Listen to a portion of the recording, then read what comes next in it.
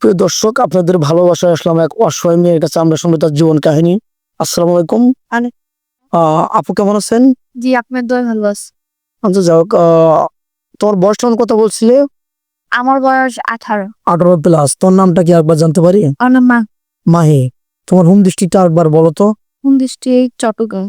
চট্টগ্রাম। ফ্যামিলিতে কে কে আছে? ফ্যামিলিতে বাবা আছে, মা আছে, ছোট বোন আছে। ও আচ্ছা, যাক, আমাদের ক্যামেরার সামনে কি জন্য আসছো? আসলে আপনাদের ক্যামেরার সামনে আসা, আপনাদের এখান থেকে অনেকে শুনছিলাম যে অনেক মেয়ে আপনাদের ক্যামেরার সামনে এসে সফলতার দিক দিয়ে পাইছে, একজন মনের মানুষ পাইছে। তো আমিও ভাবলাম ওদের মতো আপনাদের ক্যামেরার সামনে এসে দিয়ে একটা মনের মানুষ পাওয়া যায় আর কি, তাহলে এই জন্য। ও হ্যাঁ, যাই হোক, মনে মধ্যে ওরা কি যদি কোনো রিক্সাওয়ালা বা না না, কর্ম। ওরকম কিছু না। রিক্সাওয়ালা হোক আর যেই হোক, আমাকে শুধু সে চাইলেও করতো, তার তো আমার কোনো আপত্তি নেই। সে শুধু আমাকে খাইতে পারলেই হয়েছে। সে আমার বট গাছের মতো একটু ছায়া দিতে পারলেই শুধু বটগাছের মতো ছায়া দিতে পারলে হবে না, তার জন্য একটা ওয়াইফ থাকবো। সে ওয়াইফটা অসুস্থ। তার থেকে ওরা এসে যত্ন নিবো, যে ইয়ে করবো। তার ওয়াইফকে দেখাশোনা করে যদি অসুস্থ থাকে। আদল কোনো প্রবাসী ভাইয়ের ওয়াইফ চলে গেছে একটা বাচ্চা রেখে, ওরকম কি বিয়ে করবে? হ্যাঁ, কেন করবো না? ওরকম বাচ্চা রেখে চলে গেছে, এখানে তো বাচ্চাটার কোনো দোষ নেই, বাচ্চাটাকে রেখে গেছে তো। এখানে বাচ্চাটার তো করার কিছু নাই, অন্যায় তো করে নাই, তার তো একটা মা দরকার। এই সময় তো ওর একা থাকা ইয়া না, তো তোমরা, আমি তার মা হিসাবে তার গার উপরে আচ্ছা, তোমার চেহারা এত সুন্দর, তুমি মার্কেটে গিয়েছো বা কোনো বিয়ের অনুষ্ঠানে গিয়েছো, কেউ তোমাকে ভালোবাসার প্রস্তাব দেয়নি? ভালোবাসার প্রস্তাব তো সবাই দেয়, কিন্তু কয়জনই শেষ পর্যন্ত আগলে রাখে বলেন?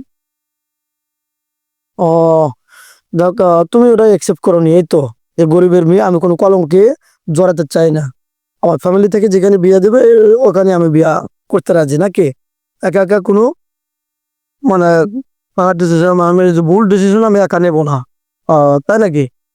কারণ তোমার আব্বু কিভাবে চলে বা তোমার সংসারটা কিভাবে সংসার চলতে এখন আপাতত অনেক কষ্টকর, কারণ নিজের বাড়ি ছিল, নিজের বাড়ি এখন ভাঙাচোরা হয়ে গেছে, তো নিজের বাড়িতে থাকতেছি না, ভাড়া বাড়িতে থাকতেছি। তো বাবা চায়ের দোকানে চাকরি করে, ওইটা দিয়ে চলে। ছোট বোনটার পড়ালেখা অতটা করাইতে পারি না।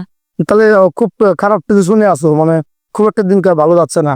আমি শুনলাম তোমার পরনের পোশাকটা বলে আরেকজনের, অন্য বান্ধবীর। আমার পরনের পোশাক আমি অন্যজনের, ওই যে যখন আমি আপনাদের কাছে আসছিলাম না, ওর কাছ থেকে নিয়ে আসি, যে কোথাও দিয়ে বাসায় থেকে যায় যেমন, তো কিন্তু কোথাও তো এভাবে যাওয়া যায় না। আচ্ছা, তো তুমি এক ভিডিওতে বলছিলে বা ভাইকে বলছিলে তোমাকে যদি কেউ বিয়ে করে তাহলে এই ধরনের একটা পোশাক স্বামী থেকে চেয়ে নিবে, নাকি ভালোবাসায় একটা গিফট নিবে, এরকম একটা পোশাক নেবে তুমি। যাই হোক, কোনো পশু যদি তোমাকে বিদেশে নিয়ে যেতে চাই বাইরে, তুমি যাবে তো না? ইনশাল্লাহ যাবো। আমার জামাই আমাকে বিয়ে করে, আমার হাজবেন্ড আমাকে যেখানে নিয়ে যেতে চাই আমি সেখানেই যাবো।